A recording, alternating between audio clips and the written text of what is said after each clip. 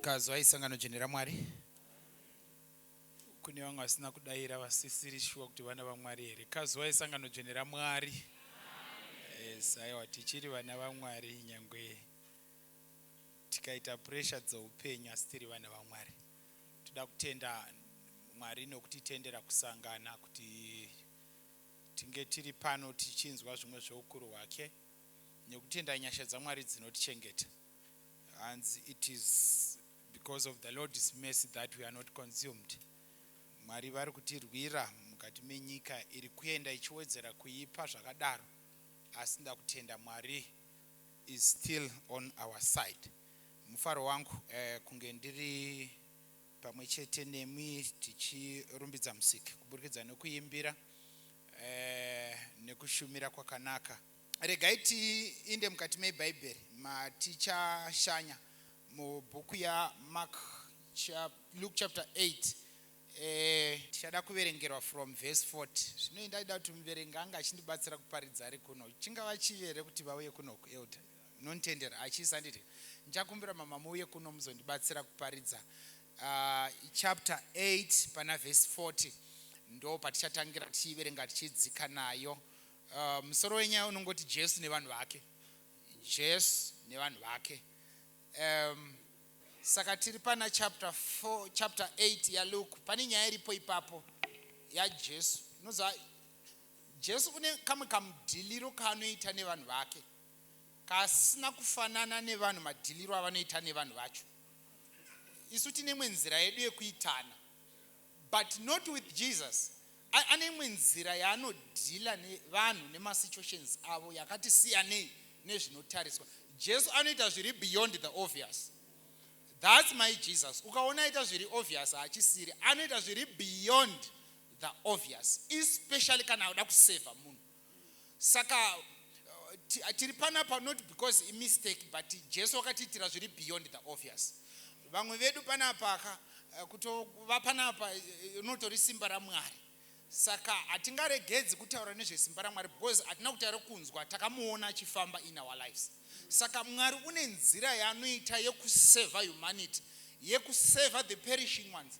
Ndamboinzwa paSabbath school yataurwa zvikanzi izvo simba racho nandrokuponesa unaro dei anga asina kuuya kuzotiponesa because unaro. Saka utangi kunoda kunoponesa iwe usati waponesa. Saka iye muponesi ndo basa rake. Akaudzwa zvikanzi Mary uchazvarwa mwana achatumidzwa zita rekuti Emmanuel, zvichireva kuti God with us. Nemhaka ye he will save his people from their sins. Saka tiri panapa because Mwari une zvaakaita. Tiri ka project kemukuru. Pane ma-investments akaiswa naMwari, the blood of Jesus, in the blood alone. Saka tiri panapa kuti ti-experience simba raMwari rekuponesa nekutiitira zvinoshamisa. Tiri pana chapter 8 pana verse ya 14. Ndoda kuti mumhanye. Mukasadaira amen handipedzi vhesi. Munotofangwa kutoti tifambe tose kuti ipere. Ndoita maridzo yaJesu pagomo yepana chapter 5 yakareba iya. Saka motofamba neni kuti zviite. All right. Chapter 8 sumukai muverenge. Chapter 8 pana verse ya 40 ya Luke. Inoti verse 40. Verse ya 40. Zvino Jesu akati achidzoka. Zvino Jesu akati achidzoka. Vazhinji vakamugamuchira. Church ndambonzwa vanga vachidzidzisa zvikanzi mu-underline keyword. Panenge pachitaurwa nyaya iva nema-keywords auno-underline kuti unzwisise zvakadzika zviri panyaya iyo. Zvino Jesu wakati achidzoka, vazhinji vakamugamuchira. Nokuti vose vakanga vakamumirira. Saka andaina vazhinji navose. Nokuti vakanga vakamumirira. Ipapo umwe murume wainzi Jairus. Wataugwa nezita. Wakanga ari mukuru wesinagoge. Wakanga ari head elder wepane imwe chechi. Wakauya akazviwisira patsoka dzaJesu. Auya dekuri mazuvano kwai wakazvambuka amene kwai patsoka dzaJesu. Haleluya, muripo here. Mukuru wesinagoge. Ndobva adini akakumbira zvikuru kwaari. Kumbira zvikuru kwaari kuti apinde mumba make. Nyaya yangu haidi muno inoda kumba. Nokuti wakanga ano mukunda mwe chete. Aine mwana 1 waiwa nemakore ane 12. 12 years kamupathfinder kaka. Wakanga otandadza. Kakanga kari kutandadza kumba. ya zvino wakati achinda zvino akati achinda vanhu chichi vazhinji vanhu vakamumanikidza vazhinji vakaumanikidza. Chechi muripo here?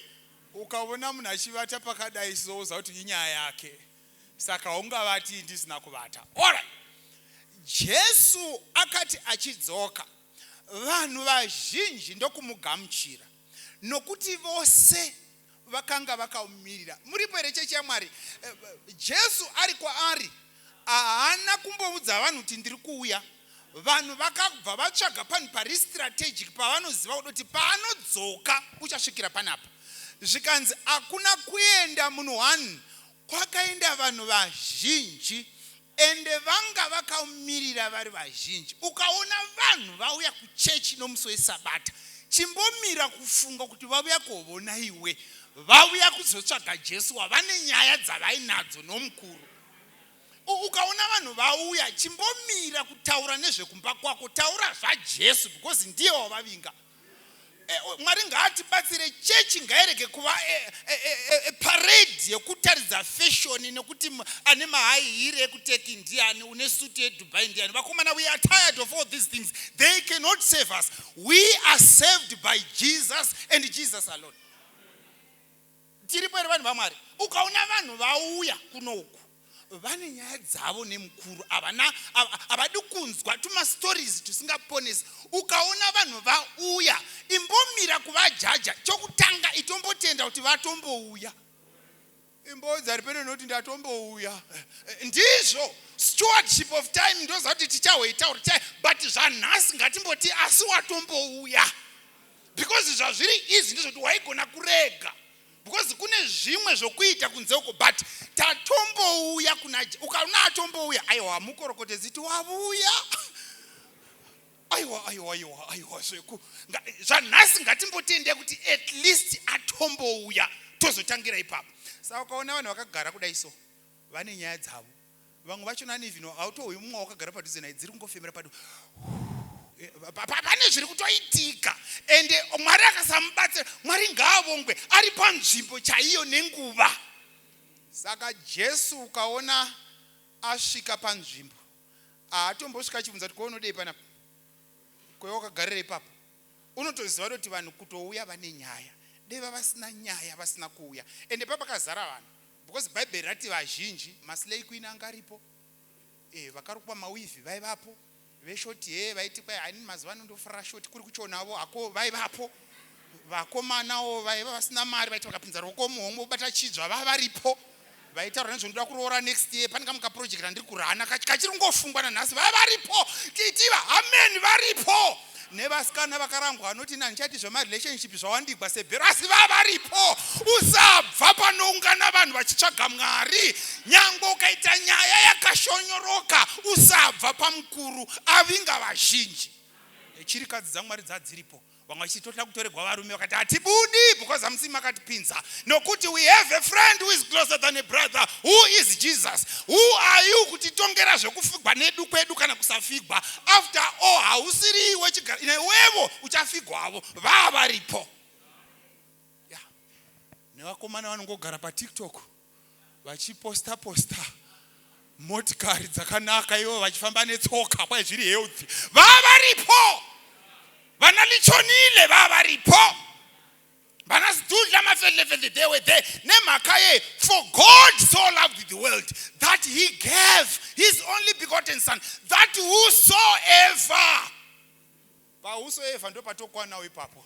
Tarisa ripede noti pa whosoever ndiripo baba. Nyangwe ndakachona but pa whosoever ndinokwana.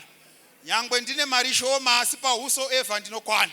Nyangwe msweva lenchitaura nezvokuti Ellen White says because ndakachona, but pa whosoever ndiripo.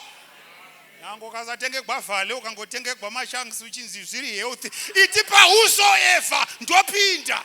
Denga rizopindi nevakatenga kana vasina kutenga, rinopindwa nevanotenda kuna Jesu Kristu. Pa whosoever tokwana.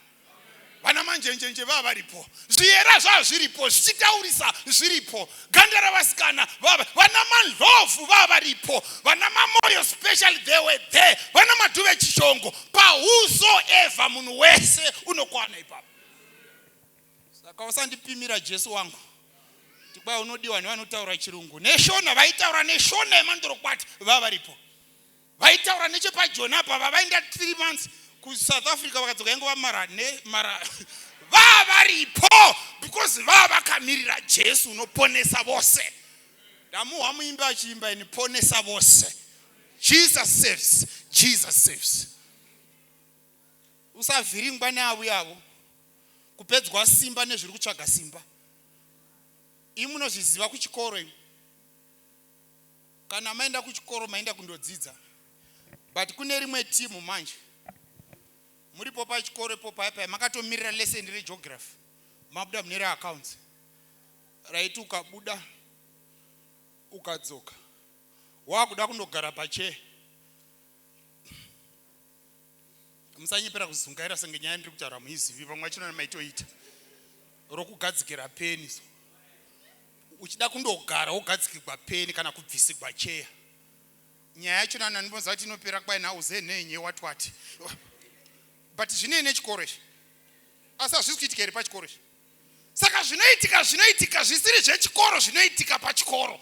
But hakuna unoramwa accounts because agariswa peni pacheya. Nemhaka yechaavinga chikoro zvepeni ndeimwe nyaya. Zvokubvisigwa cheya ndeimwe nyaya ndezvepachikoro.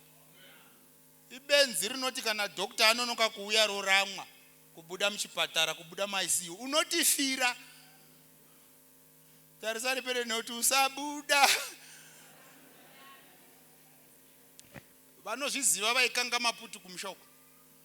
Pane pachikangwa maputu anenge achishandugwa so. Achibarika achishandugwa. Mamwe anenge achida kutobarika zvokutobuda mugango.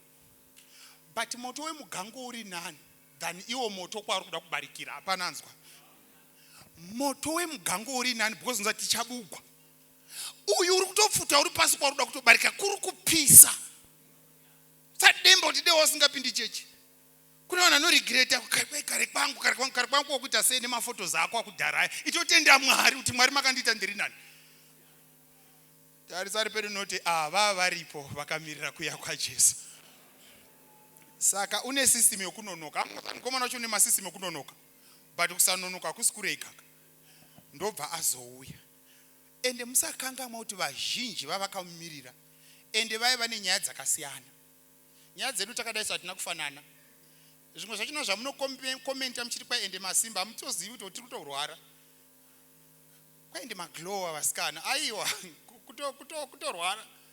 Anogona kuzvinzwisisa ndiJesu. Because ndiye anoita zviri beyond the obvious. Saka kune vamwe vavaripo vane zvigwere zvavo zvakasiyana siyana. Vamwe vane zvigwere zvinotsanangurika nemazita. Vamwe zvavo zvasingawisiki kwaende ngowashaya dzichikwedera uko. Then mino yokwirira ndebvu zoderera asi vavaripo. Hakuna akambosvika kunomwe akati iwo chako chigwerewo chenge chisingaiti Jesu handifungi kuti unodhila nezvakadai. Hakuna akaseka umwe. Because papari pachipatara chavatadzi. Tiripo here? Yeah. Jesu ndobva asvika. Pane pazondivhundusa chechi pandoda kuti tiverenge tose.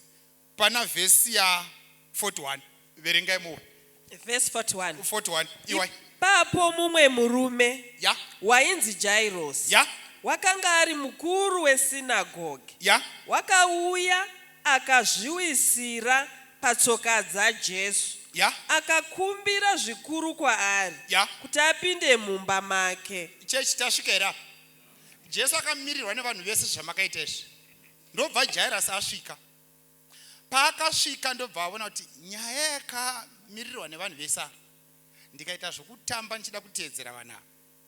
Ndinogona kungofungidzirwa senge nyaya yangu yakafanana nevanhu vese. Yangu haina kufanana nevanhu vese. Hapana anzwa. Jairus ndobva aenda pamberi paJesu. Ndobva andozviwisira pasi. Pane zvinhu 3 zvinogona kurambidza murume anonzi Jairus kuti ainde kundozviwisira pasi pamberi pechechi nepamberi pemaadventure nemapathfinder. Iye ari mukuru wechechi, head elder. Pride yake semurume number 1 inomurambidza izvo. Varume havatendeuki zvokumanyu. Vana mai vane varume vasingapindi chechi munotozviziva. Handi makambozama kuda kuvadindi mukambozama kuda kuvaindisira great controversy. Ai Mwadoro akatotanga kushuta. Kwai nomwe mukoma wangu achiudza mai guru. Kwai mudzimai wangu rega ndimbokubatsira. Kana ungasenge ndichine maplans ekunamata chitomira. handakana maplans ekunamata, ndaitomwa doro ndakuda kutosvuta nefori. Vakaita sevachazvimba maiguru vachiudzwa statement iroro. Munozviziva varume havatendeuki zvokumanya. Unovachitaura vachibuda vabuda pacrusade iri pofu, unovachitaura kuti haiwa murume arogwe nesvimbo imwe handina zvandawa. Saka pride yake Jairus as a man hadairi moto zvokumanya. Varume vanogona kuzviwa voti it's okay, vongonyarara vasingangodi. Imwe mukuzama kuti baba havana kuzviwa. Pamunenge mavadana kuenda navo crusade zvechisimba paipa, munogarana muparidza achiparidza, unongochiti amen, vazviwa amen, idzo dziri zizvadzo dzichidefenda manhood. Kana ukagara nemurume kuti kundi muri kutorehwa, amen haibudi kuvarume zvokumanya, amen kuvarume. Pana mai ndivo vanokurumidza kudaira moto wevhangeri, varume vanenge vangoti zizvo. Yeah. Jairus number 1, he is a man. Haafanirwi kuita zvokuuya achindowira pasi. Number 2, mukuru wechechi. Tiripo here vanhu vaMwari. Jairus, pane zvinhu zviri kuramba kuti auye kumberi kuna Jesu. But zviri kumba uko ndo zvamumanikidza kuti ambokurura mabhachi ekuvahedhi eudi ati nyaya iyi yapfuura ueridai. Inoda attention yaMwari. Kazhinji munozviziva vana mai kana paita challenge pamba yeurwere kana chindo vanokurumidza kumanya nekuenda kuvaprofita nekunosikwa musoro vachibahwa vachitemwa nyora. Baba vakavata kana tori kubawa. But not with Jairus. Akati kana, I am a man, but iyi nyaya yapfuura manhood yakuda kuti Jesu vaiatende. Ndokubva Mwari ngaavongwe, Jairus wakamanya akaenda kuna Jesu. Guma ari pedo noti Jairus wakaenda nenyaya kuna Jesu. Varume, ngatimirirei vana vedu. Hapana ndinzwa. Mirirai vana venyu. Maimbozviziva here kuti sana baba kune dzimwe nyaya dzoda kuti umire sababa for your daughter? Ndoda kutaurirai. Maimbozviziva here kuti patinoita zvemarooro zviya, imi munozviziva pane pakaungana nehama nanabamunini vekuMount Darwin nevekuChipinge, mukwasha atombouya kweune shoma. Idzo dzotoramwa. Dei maimboziva kuti mwana wenyu musikana akapasvika sei papo, maifanirwa kutombomupa mombe yemasimba chifuva. Because une madisappointments 17. Atombouya. Kana ukagara padhuze nababa kuti atombouya. Imi vapfana havachina maplans okuroora, vari kuda kutoroorana pachavo. Iwo una kuihwere kuti kwai kune atakuda kuita inonzi man to man. Akatogara padhuze nekamwe kamufana ari kutokachiva kukaita mukadzi, ukatoona wako mwana atombounza mukwasha zvokuchiona tichautaura, Mwari unoropafadza, atombouya. Chiramwa yangu chechi yacho ndoibuda kana iwe atombouya. Pana mai vana baba ngatimirirei vana vedu. Jairus, mirira mwana wako. Pazvinonetsa zvemuchato kumberi haadzoki kufamily, unodzoka kwauri as a biological father. Mukwasha wacho nani? Ndo pane kuzungirira kwavatsveni. Torya here pa. Kawakagara pedo namai uchi magrosari aya. Nezvinopfuura magrosari zvoupenyu. But Jairus akati kana zvaremera mwana wangu ndichanomumirira ini sababa. Mazuva ano atiri kurarama, pamwe pachona natumuki tivafanira kuti muka uchinamatira vana vako. Jairus, muka. Zviri kuitwa kuma-outers omuvengi zvinoda kuti utombomuka iwe uri woga. What of course they are tired nemahomework newhatsoever, but ndichamuka ndichinamatira vana vangu. Na 1 AM na 3 AM muka uchivataura namazita, uchitaura kuti kana ari kuda Jehovha pamurovo randibetsere. Mashura uchaunzigwa ukaita zvekutamba nepureya. Vana mai vose vane vana vakomana mutozviziva kuti muri mapotential candidates ekuroya. James, do you know that your mom is a witch? Is a witch actually. Muka Jairus, muka utaure mazita avana. Jehovha rangarirai shalom kuSouth Africa kuuniversity. Mukasamuitira nyasha ndinonzigwa marara emukwasha pana. Norama. basa nazvo very soon muchava nebasa nazvo zvinhu zvati kutaura izvi. Nehombe yamuri kuda kuvhurikwa nekamufana kaya kakalasibonika. Tiripo here chechi yaMwari? Jairus. Benzi nderako rawakazvara. Kupenga kwaro mastreets kunosetsa vazhinji, but not you because ndione chibereko chakatakura. He is your son. Nyangwe ari mumutoriro usaregedza kumuka kuti Jehovha wakapinda muzvinhu izvi but musunungurei. That's Jairus. Unomira kuti istupid rakamitiswa asi Jehovha kupathfinder ndakaendesa. Ku-adventure I tried. Kuma-Adventist schools I have tried. Jehovha mumirirei mwana wangu. Waendobva dzasvika Jairus.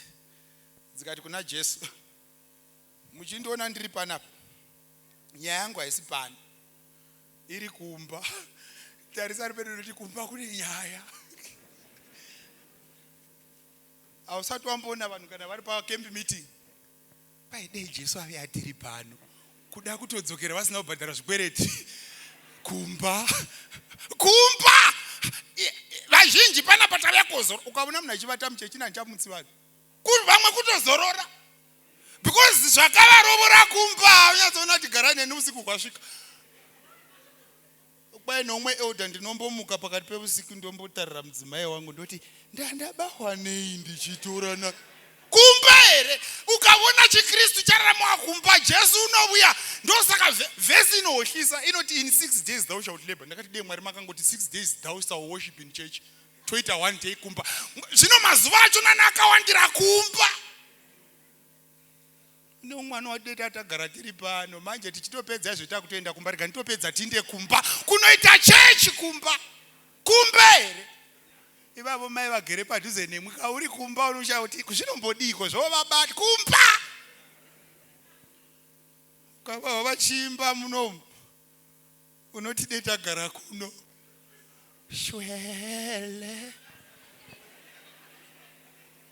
Shwele nkosi zichichema ungati kuda kuva mumweya. Izvo kuchemedzwa nezvivi kumba here. Vamwe varume de Jesu asina kuvabatsira vakaenda kudenga kudhara. Kumba kugariki. Una kumuwa muimbu yawo wehimu yai hatina mushapa nyika.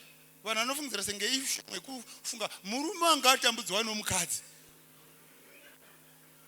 Una kuwa vhesi chitaura kuti zviri nani kugara pakona yedenga remba pakugara nomukadzi unopopota. Yapedza kati zviri nani kuinda murenje tani kugara ukakurumidza. Nhasi zvemakurumidza zvamuna kuenda zvekwe-small house yenyu ukanonoka mamuriko kumba here. Kumba. Mapfana Mwari akubatsirei. Zvenyu zvokuda kuroora pombi yekusvika nayo pachechi haugari kuchechi. Paindoda pombi mudhara. Unoda kuti surprise isu manje kuti surprise. Nondi surprise paindoda kuzosvika nebango mudhara kuti ndikati gisha pachechi maelder. Kumba haiwa ndeo usataura mukadzi wekumba, taura wekumba. I just want a guy, you know, who is just kumba kuchakuita mushe. Mwari ngakubetsere iti Mwari ndoda mudzimai wekumba ku 6 days ndo kuchechi kudarika ku 1 day kuno kumba. Mumutsidzi ngofuma dzakati zi. Azvinene kotali. Azvinene kuti ndi superintendent wa pamushashi. Zi. Mamukasei. Apa dzasiya dzisina kuflasha ku toilet. Ndiwe uchafla kumba here. Mwari ngakubetsere mufana iti Jehovha ndoda mudzimai wekumba. Jairus ari kuchechi zviri right but kumba kuri kupisa.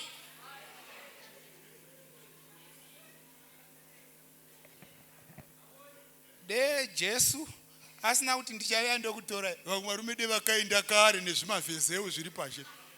De vaiziva shortcut yekuenda kudenga vakasvika kudhara. Kwai muchiko Jesu buda munzvimbo tsvene mbomira zvokuregera kune vatouya kuno. Ndivanani varume chi Jesu takambotanga tichinotamba sinuka tichiti pamwe tichaona vachinja.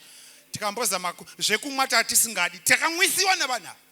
Kupopotegwa every day ukada kuzama kuzvitawo mutsvene ukapopotegwa umbonotirika ndiverenge bhaibheri ndakagarapo chotevera. Dzonzvera momwe. Hakumba here.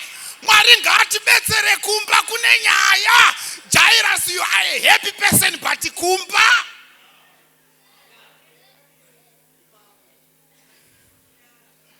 Jesu aicho budai munzvimbo tsvene tsvene kune varume vasvika. Chii naye varume vanzi Jesu nanchati. Dzimai wangu ndamirira ndiri kuno tongoenda tose pamunotora vatsvene, that is gatamuwanariko. Ingotarisa ripere noti kumba kune nyaya. Taura nemunhu izve zvakaroorwa zvakanaka akabvisirwa isi yakapera, but munhu wacho akamubvisira hagariki naye. Kana ukatarisa mapictures enye pamuchato unombosha kuti asi chii naye vafundisi zvava varipo. Komakwaya kondepa kumba. Nemunhu ane situation iri kutandadza kumba panapa. Anoti zvekusekerera vanotosekerera kana vari kuno vachidanzira zvideedzero. Mai ava kana muri kumba muvazivi zvakanaka Jehovha chimboshanyawo kumba kwangu. Nevanhu vane masituation ari kutandadza panapa. Havati. Vazhinji vakanditarisa panapa kungoti good night yekutaura muvati. Your faces can tell kuti uya munhu havati kumba. Vamwe vari kunetswa nemweya yesvina, kune zvinhu zvinongofamba pamusoro pemba kwacha akuvatiku. Asi Mwari kudenga ngaavongwe. Kwai ndobva Jesu adi manya ikatipedze ku verse 43. Verse 43. Vari murodhi. Ipapo mumwe mukadzi. Church, remember, nyaya iyi yatanga yakamirwa nevanhu vazhinji. Jesu asvika pavanhu vazhinji akanoti hamuna nyaya yaJairus iri kupisa. Kwakusiya vazhinji, kwakumboatenda nyaya yaJairus yemwana oda kutandadza. Vari murodhi kuinda kunoatenda nyaya yemwana waJairus. Ihwavo futi zvi. Ipapo mumwe mukadzi. Vakadzivo nyaya dzavo dzapfuti. Waiwa nokurwara kwokubuda ropa makore ane 12. Chechi hapanawo. Guma ripere noti changamukirawo vhesi kana ichiko. Mukadzi uyu asanganikwa naye vari murodhi kuenda kwaJairus. Waiva nokurwara kubuda ropa for 12 years. Mwana waJairus akanga aine 12 years. Chechi, situation yemukadzi uyu yanga yakainzana nemwana waJairus. KwaJairus kwainzizvo pane zvideedzero. Euda kambamura vachidanzira toda kutenda Mwari. Euda Jairus vakagamuchira mwana, chipo chemwana musikana, mudzimai waitanga kurwara.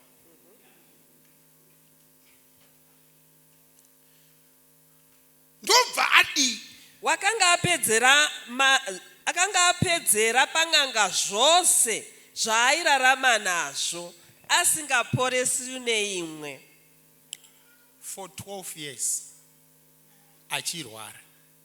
Jairus aicelebrate achiona kamwana kachikura, umwe mudzimai ainetsekara neurwere. For 12 years. Jairus yakunyaya iri nani. Imbobvunza maya hapanawa. Jairus yakunyaya iri nyani. Handi yako yanga iri nani kuruzhinjuko. Iye zvino pane imwe yapfuura yako. Jairus tenda Mwari. Because yako iri nani. Iwe unotori nemwana mupenyu uri kutandadza asi mupenyu. Ava mava she is dead while living. Tarisa Jairus aripero nekuti zvinhu zvichiri nani. Murume anononoka asi unovuya. Anononoka kudzoka asi unovuya hake. Inonetsa kuti amen. Tazviwa kuti murume wenyu unononoka kudzoka asi unombovuya. Pastor unovuya akadhakwa asi unenge avuya. Pastor munyatsohwisa kurutsigwa doro muhandbag yekuchechi asi avuya.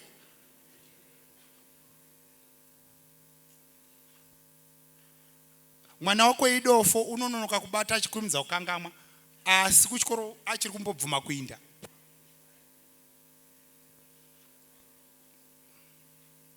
Aiwa Jairus tarira kuno. Jairus uchiri kutopfimbwa navakomana vari kungoti gare vongoita 2 weeks vokuramba asi vachiri kumbouya. Ndati Jairus pay yako ishoma asi iri kuuya. Iri kutombouya. Pastor ndaifungidzira senge munhu andisendera airtime iri pay yapinda asi iri kuuya.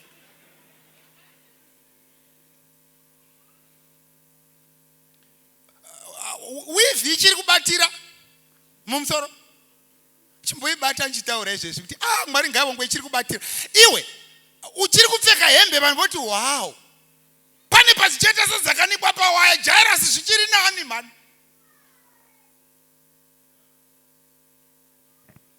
Aiwa zvichiri nani. Wakasigwa vanaso wakatombosigwa. Vatoripo. Vana vacho nani mapenzi asaripo. Bvunza vasina.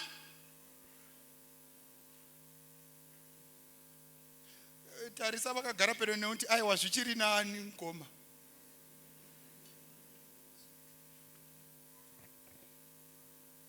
Vanhu vaMwari paunonzwa situation yemunhu akagara padhuze newe unotanga kupresa Mwari. Kuti Mwari zvangu zviri nani. I didn't know for all these years vari kutambura nenyaya idzi. But kunyangwe zvakadaro vauya kuna Jesu. Amen. Jesu ndo basa rake. Kwai ndobva ati tinamate. Verse 44. Yes. Akauya mushure make, akabata mupendero wenguo yake, pakarepo kubuda kwake kweropa kukaguma. Iwai, zikai naye. Verse 46. Yes. Sorry, 45. Yes. Jesu akati, ndianiko wandibata? Zvino vose vakati vachiramba. Petro akati, tenzi, vanhu vazhinji vanokumanikidzai, nokukutsikirirai. Asi Jesu akati, mumwe wandibata. Hallelujah. Nokuti ndanzwa kuti simba rabuda kwandiri. Ndobva ati chii? Verse 47. Zvino mukadzi wakati achiona kuti haana kuvanzika, akauya achidedera, akazviwisira pasi pamberi pake, akamuudza pamberi pavanhu vose. Ndoda kuti muinde pana Mark chapter 5. Jesu abatwa nemukadzi uya. Ndakutopedza chechi. Ngatifambe itosi.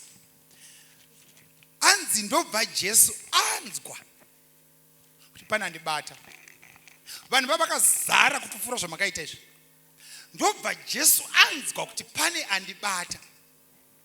Kana uchiverenga muna Desire of Ages, inoti Jesu paaifamba achienda kumba kwa Jairus, waiziva situation yemukadzi uyu. Saka paaifamba achienda kumba kwa Jairus, akafamba achiswedera kunzvimbo yaiva nemukadzi uyu so that anowana mukana wekuexercise kutenda kwake.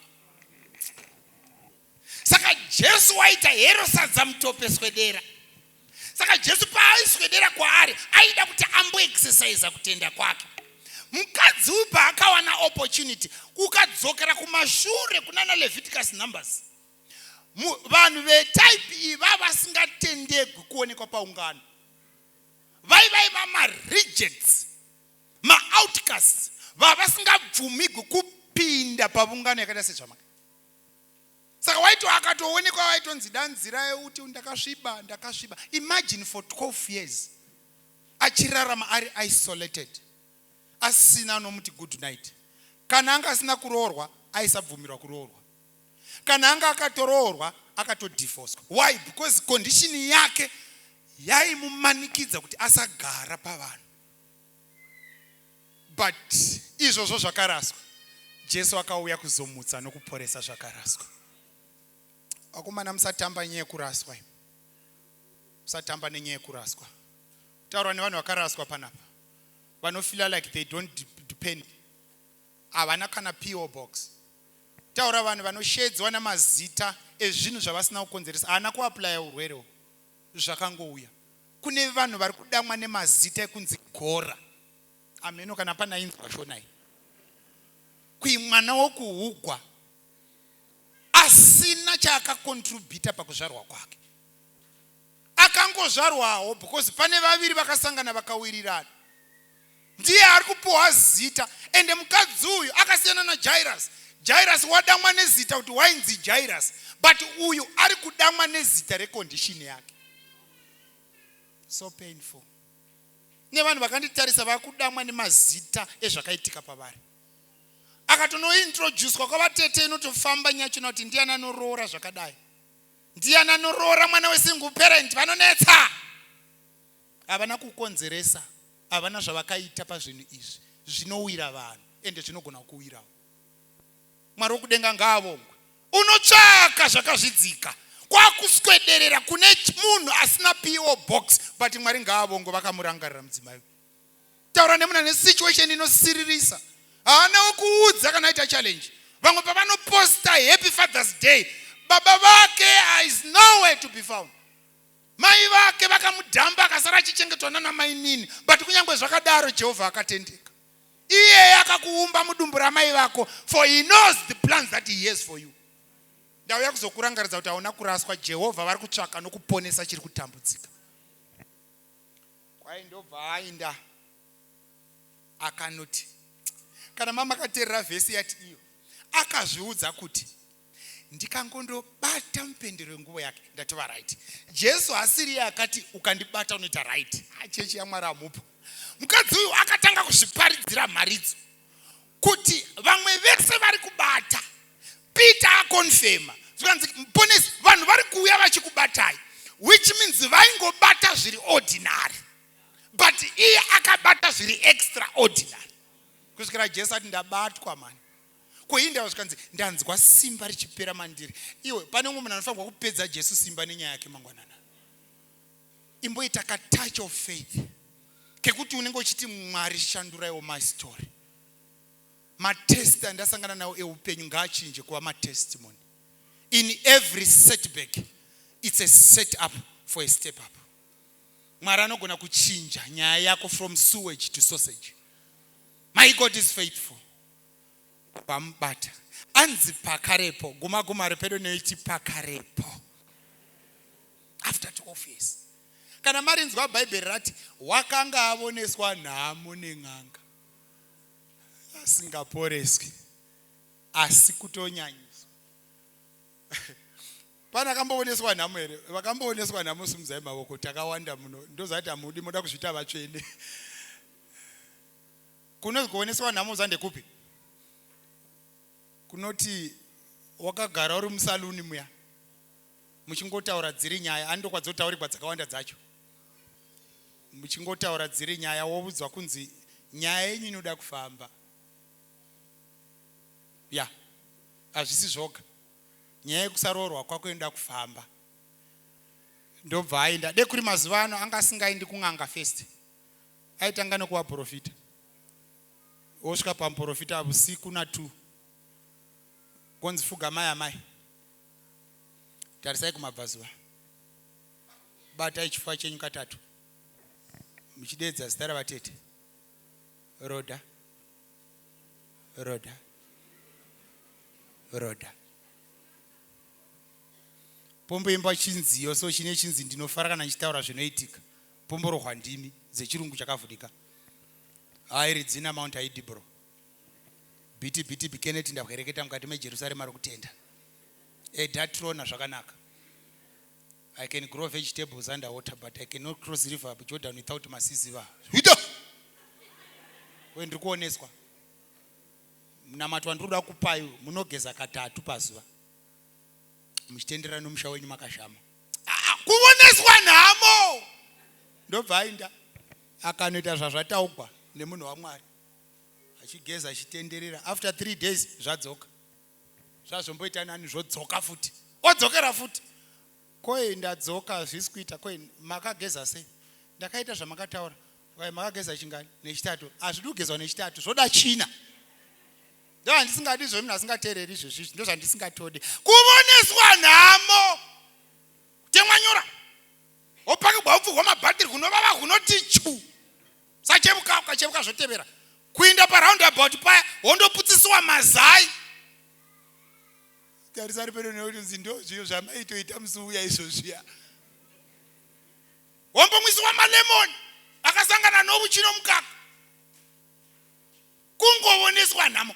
Izvo Jesu wairega kupindira panyaya chinoti akangoporeswa neng'anga chete. Glory and honor to ng'anga, but iye hakuna uchaigona svika ndaipindira. Nevanhu vakatraya panapo. But ndoda kukureminder masikati ano, let's try with this Jesus. Timboona kuti hazvishandi. Ndobva azoti finally regai ndiende nemutoro yangu kuna Jesu. Ndobva aenda kuna Jesu. Paakamubata ndobva ati pane munhu wandibata. Ndazvinzwa vanhu vakawanda, but iye iwani ari ega. Ndiye andinoda kudhila naye masikati. Inzwai munzwe kuna makiti namate. Chapter 5 pana verse ya 32. Tipinde panguva yekunamata. Inoti. Zvino akaringa-ringa kuti aone vakaita izvozvo. Eka. Mukadzi akatya. Akadedera. Achiziva zvaaitirwa. Akauya ndokuzvivisira pamberi pake. Ndokumudza zvirokwazvo zvose. Achecha ina kusvika. Apedza kubvunzwa izvozvo. Anzi akaona kuti nyaya yangu yazi iye aida ngoita zvokungonobata Jesu otiza because aiziva kuti hatenderwi kusvika. Ndobva ati ndakudambura zvimabhariasi zvimutemo because ane nyaya ndini. Ndobva abata mupendero nguva yaJesu. Ndobva aporeswa. Jesu ndokuti pane munhu andibata. Iye paakanzwa kuti abatwa ndobva auya akamutsanangurira zvose. Zvose inoreva zvose. Hapana asvika here apa. Munoziva kuti pari kunzi akamutsanangurira zvose. Ari kureva kubva pakatanga urwere. Kuona 12 years dzopera. Ene musaka mwati pari kutsanangura Jairus akamira. Mwana achida kufa. Mukadzi achitsanangura zvo. Amoza kuti vakadzi kavachitsanangura nyaya chino kuti ive ne value. Anowanza zvima emotions. It's like Pastor Jesu. Wa uri musi wa 2 February 2012. Like, dira chino I was just feeling dizzy. Tatatu bva kuchechi masikati kwa kune fem faith ne radiance chichichi tatukomborerwa chisungo tutinda Mwari. Then I just felt like there's a mild pain in my tummy. Then at first I just thought maybe it's a pure pain. Then I was like, let me just go home and rest. And ndatodzokera kuchechi masikati papo kwa kune program ku Nazareth Central. Then ndatodzokera masikati then ndobva ndadzokera kumba. Ndobva ndamwa mvura womota, ndobva ndaisa nelemoni. Then ndobva ndotanga kuimba number 53 muzimu unoyera. You think kuti maybe zichangoenda. Zvose achecha abupo. Tiri pa day 1, hour 1, minute 1, the 12 years. And usakanga mwati mukadzi uyu ari kutaura izvi. Jairus akangomira. Mwana achitandadza. Then manheru kuma 6 atisati apfuura zvepa day 1. Zvose kuma 6. Then panditofonerwa nemukadzi brother angu anogara Bedbridge. Ndobva no problem yauinayo no pane mamwe vanoita health vanobatsira. Ndovati mundibatsira pana kamutemo challenge. You can just come over here. Ndobva bhuka bhazi pathfinder by the end rachifamba chichi Intercape rarano zvose. Ende usakanga Jairus wakangomira. Vanhu vamwari pana Jesu panoda kumira. Nyangwe zvikaita sezvinononoka mira. Rogwa nebenzi chikwai ndakaona kuti nguva dzafambirana. Nomhanya kune chichipinda chini zvori kumhanyira kunopinda muuchirikadzi. Umwe unorogwa 17 23 avachirikadzi. Umwe orogwa 38 omirira Jesu nemurume wake. Aupabudi. Timwari ridzise kumirira. Chinonzi patience akusi kungomira. Ndezvaunoita wakamira. Taapa day 2 rate 12 years. Then second day, ndobva ndatotravela. Ndangofamba chimisa bus. Jesu, bus rachona ndiraimhanya. Ndobva tasvika pangundu. Asati tasvika bridge. Zvose! Jairus akamira. Ende Jairus anambogara ataura because asa ndiri pana Alpha na Omega. Kana ati zvaramba. Usabuya kuna Jesu ne option B. Kana utobuya kuna Jesu kuti kana mwana uyu afa atofa. Kana marriage yatopara Mwari hakuna ndimwe muridzi wechinhu ichi. Ndimi akazvitaura moga. Kuti mudzimai unobva kuna Mwari. Ndimi akazvitaura moga. Kana zvatoramba apa handina kumwe kokuenda. Kasiyana nevanogadzira shangu kuti itai mukanonga pane mudhara anodzigadzira futi pane next. Taapa day 3. Zvose. Jairus anga akamira. Ukazoverenga pazasi inoti iyo. Mukadzi achiri kutsanangura. Achitsanangura nyaya yake. Uzati denda ndiri ni Jairus ndaiti Jesu. Vakadzi munongovaziva kuti tovata pano. Mukadzi ya Jairus wakangomira chiri kumboseva misodzi nekona yetishu kuti nyaya icho irembe. Like, Jesus, you don't understand some of these things. Like, I suffered. I suffered. Even vatete vangu java vanozviziva ndakavatsanangurira. Jairus anga akamira. Kusvikira patozosvika munhu akati usachinetsa hako muponesi.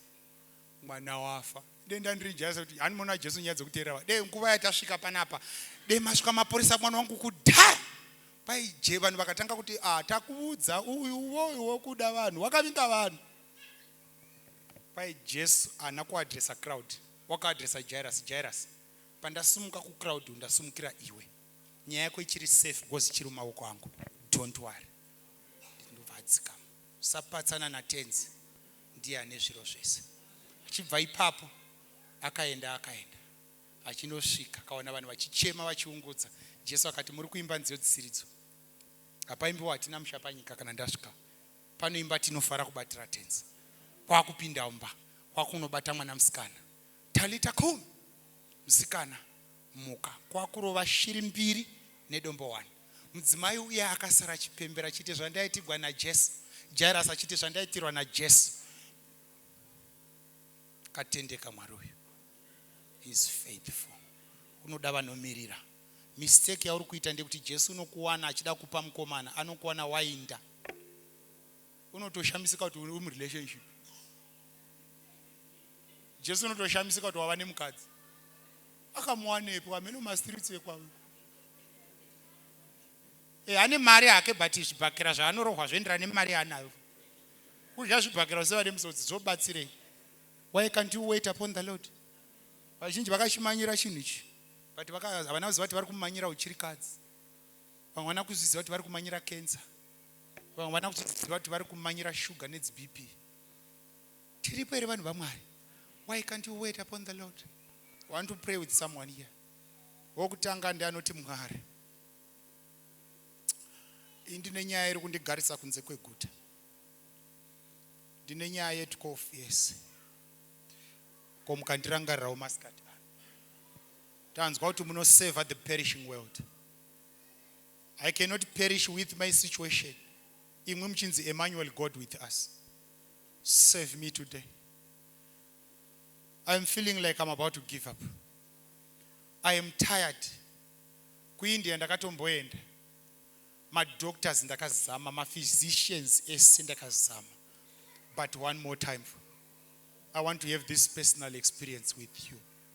Ndo group rekutanga. Group rechi2, those who wait upon the Lord.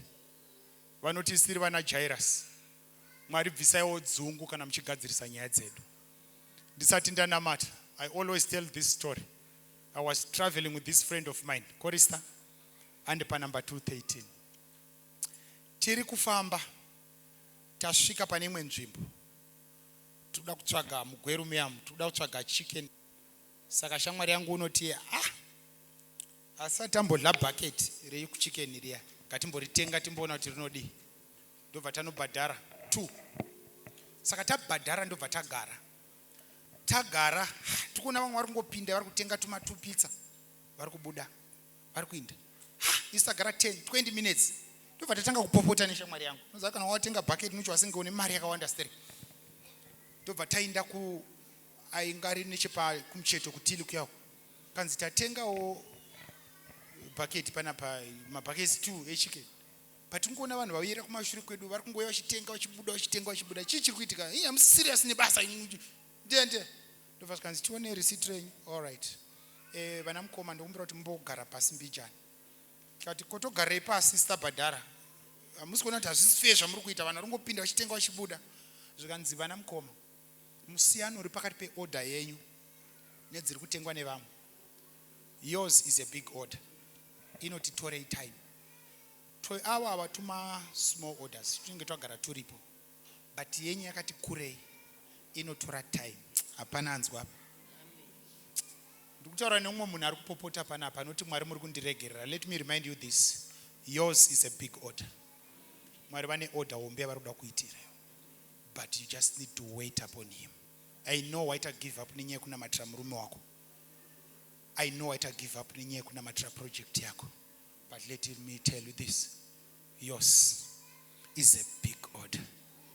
Nzou inogona kutora 18 months yakatakura nhumbu yenzou. Huku inoda 21 days. The difference yenzou nehuku, nzou in a big order. Huku tudiki, yenzou is a big order. Aripo ere anoti Mwari, I'm perishing in my situation. Either you are Jairus, aroti Mwari ndidzisei kumirira, kana kuti uri pamudzimai uyu ari kuda kuexercise kutenda kwake, ane situation inoda kuti Mwari vaatende. He is able to save you. Kana ari pakadero sumuka tive nenguva yekunamata. Anoti Mwari ndibatsire. Ini ndiri panapa. Save me. I'm tired nokusekwa nehama zera rangu dzakaroorwa. Vamwe vainda neupenyu. Kana vanhu vakanditarisa vanoona munhu anozviitisa, munhu akajaidzwa, munhu akazviregerera. But Mwari nhasi muri kuswederawo nekwandiri kuti ndiexercise kutenda kwangu. Kana aripo anoti Mwari, my story is different. Ini ndiri mudzimai uya. Mwari ndorambo exercise kutenda kudiki kwandinako. Kana aripo ane situation at 12 years. Anoti Mwari ndiri pano. Save me, I'm perishing. Sumudza ruoko tive nenguva yekunamata. Anoti Mwari ndiri pano. My situation yakandipushira kunze kwemasekuzi eshamwari dzangu. But Mwari ndiri pano, save me. God bless you. Aripo ere umwe anoti Mwari ndiri pano, save me. Maybe you are a visitor. Wangoshanya but une situation iri kukubira mufaro. Dzimwe dzachona ni even chikafu tiinacho kumba, appetite inopera. Dzimwe dzachona ni even maqueen bed tiinawo but tinongobirwa hope. Idzodzo ndo dzandiri kutoreva idzodzo. Sumudza ruoko tive nenguva yekunamata. God bless you. God bless you. Ndichakumbira vanhu vaMwari kuti mudaiso. Jairus haana kunyara because ndiye aiva nesituation. Ndoda tumbouya nesituation yako paouta panapa tina matetesi. Anoti Mwari ndaita give up, but that little faith kindle the flame that is still in my heart. Help me, Heavenly Father. It's too early to give up. Just walk up front. I want to pray with you. Come. Tive nenguva yekunamata. Ina ndizivi kwa wakamboenda. Enda handisi kuzombokubvunza kuti wakaendirei, wakaendiswa nani. But you have tried. Pawaienda waizama kuti zviite. But zvimwe zvacho zvakatoita worse. Vamwe patakatoenda varume vedu ndo paakatoroora, akatopedza. Iwe ukatozodiscover kuti iwe ndi wakutonzi second wife. Ende hama dzacho dzichitorimo munyaya yacho. Kuti asinai Mwari. Why me? Ndibatsire. You know, vamwe vana vakanditarisa panapa. Mufamily yekwedu hatichatombosika muti tiri vanhu here. Because of zvatakapinda mazviri. But tinoda kubuda. Kuti tobuda sei hatizivi. But tiringoti Jesu. Pfuurawo nepatiri tiexercise yokutenda kwedu. Come. I want to pray with you. Group rechitu ndere vanhu vanoti Mwari ndine dzimwe nguva dzandofila like I'm about to give up. Ndidzidzisei kumirira saJairus. Mwari mukasandibatsira ka ndinowasenge ndogona kusiya izvi. Iye akadaro toda tusumudze ruoko zvakare ufamba uchiya kuno kumberi tizonamata. I just want to pray for you kuti Mwari akuwedzere rimwe simba. That's why Isaiah achiti those who wait upon the Lord. Those who wait upon the Lord. Those who wait upon the Lord. I just want to have a special prayer with you. Anoti Mwari, pandinoda kuita give up. Give me the strength. God bless you. Akomana marambwigwa muri kuitwa nevakomana munogona kuisiya kuchenda. Masikwa muri kuitwa nevasikana venyu munogona kuzvisiya zvokutenda izvi. Kuvikirwa zvirwere navarume makatendeka munogona kusiya kutenda. Panoda Mwari kuti umira. Hapana chinhu chinorwadza sekuziva kuti vezera rangu varoorwa vaenda. Ndakupiwa zita rikundibudisa masekuzi kunzi off-layer. Mwari ndibatsire. And you are trying. Zviri kuitwa navamwe vari kutoitawo. But ameno pari kufira nyaya dzacho. Mwari, ndoda kumirawo saJairus. Save me, Heavenly Father. Ndoda kunamata zvakare neumwe ari kurwiswa nemaspiritual battles. Anoti pastor, ndiri panapa pasi kumba kuvatikiko. Iwe wakatobhabhatidzwa kaiwe, ende baptism certificate unaro. SYL wakaita, but mweya yetsvina haivhunduki SYL. Unoti pastor andina peace. Kumba uku ndinorota zvinotyisa. Mwari mukasandibatsira ka, ndichanotemegwa nyora, ndichanoindiswa kusiko. Mwari ndibatsirei, ndoda kunorara kumba uku. Famba uchiuya kuno kumberi, ndoda kunamata newe. Jairus, usanyepera kuva strong in front of the church. Kumba ndiwe kwaunogara, iwe ndiwe une situation. Vanhu vari panapa hapana anogara kumba kwako panapa. Ane kumba ndiwe, ane murume anorova ndiwe, ane murume anoita zvechifamba ndiwe. Stand for your husband, stand for your family.